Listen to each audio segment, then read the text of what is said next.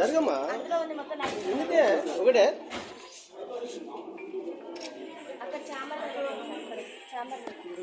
ఇంకా ఉన్నాయా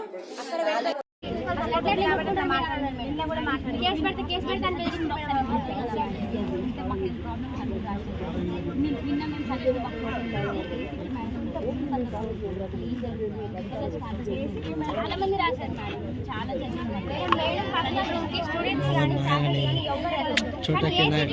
ఏం పని అసలు ఎందుకు వెళ్తారు? ఆమె మేడం పర్మిషన్ లేకుండా ఆమె ఆబ్సెన్స్ లో ఉన్నా అయినా కూడా అసలు అట్లా రూమ్ ఓపెన్ చేస్తారు. ఆల్కహాల్ చేయడానికి ఆమెకు సెల్ఫ్ కంట్రోల్ అనేది ఉండదు సార్. మేము అందరం మేజర్స్ అసలు మమ్మల్ని ఎట్లా కొడతారు? సొసైటీలో అసలు కొట్టే రూలే లేదు. అసలు 5th క్లాస్ నుంచే కొట్టారు. మేము డిగ్రీ స్టూడెంట్స్ సార్. ఆల్రెడీ మాకు ఆ స్టేజ్ అయిపోయింది. మేము అందరం మేజర్స్, అందరికి ఓటాకు ఉంది. ఆమె అట్లా ఎట్లా కొడతారు సార్? ఇంకోటి మళ్ళీ మా పేరెంట్స్ కూడా రెస్పెక్ట్ అనేది అసలు ఇయ్యదు. మా పేరెంట్స్ ఏం చేసి సార్ ఎట్లా పడితే అట్లా మాట్లాడతారు సార్. అసలు మా మేడంకి అసలు సెల్ఫ్ కంట్రోల్ అనేది లేదు సార్. మా మీద ఎగబడుతుంది అంటే నైట్ టైం ఆల్కహాల్ చేసాం మా మీద ఎగబడి మమ్మల్ని ఏమైనా చేస్తే మా పేరెంట్స్ సార్ ఆ బాధ.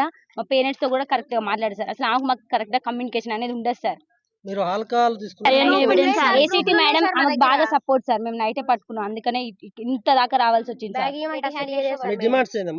మాకు మెయిన్ మా ప్రిన్సిపల్ మేడం వద్దు, ఏసీటీ మేడం కూడా సస్పెండ్ చేయాలి అంతే. మాకు ప్రిన్సిపల్ మేడం అవి ఉన్నాయి కూడా దొరికినాయి బీర్ బాటిల్స్. రూమ్ సీల్ చేసినాం సార్ మేము. నిన్న నైట్ అసలు పడుకోలేదు సార్. ఏం జరుగుతుందో అని చాలా భయంతో అసలు పడుకోలేదు. ఎవరు క్యాంపస్ మొత్తం ఒక్కరు కూడా పడుకోలేదు.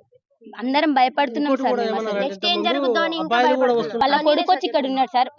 అంటే వాళ్ళ కొడుకు వచ్చినప్పుడల్లా మేము చాలా అన్కంఫర్ట్ గా ఫీల్ అయినాం సార్. మేము అందరం ఆడపిల్లలేం సార్. షార్ట్స్ వేసుకుంటాం, ఇంకెట్లనే ఉంటాం సార్. మేము కాలేజ్లో ఉంటున్నాం. హాస్టల్ అంటే కాలేజ్ టైం అయిపోయిన తర్వాత హాస్టల్ మేము అందరం డ్రెస్ చేంజ్ చేసుకుంటాం. కానీ మేము చాలా అన్కంఫర్ట్ గా ఫీల్ అయినాం సార్. వాళ్ళ కొడుకు వచ్చి 5 days 6 days 1 week వరకు ఉన్నారు సార్.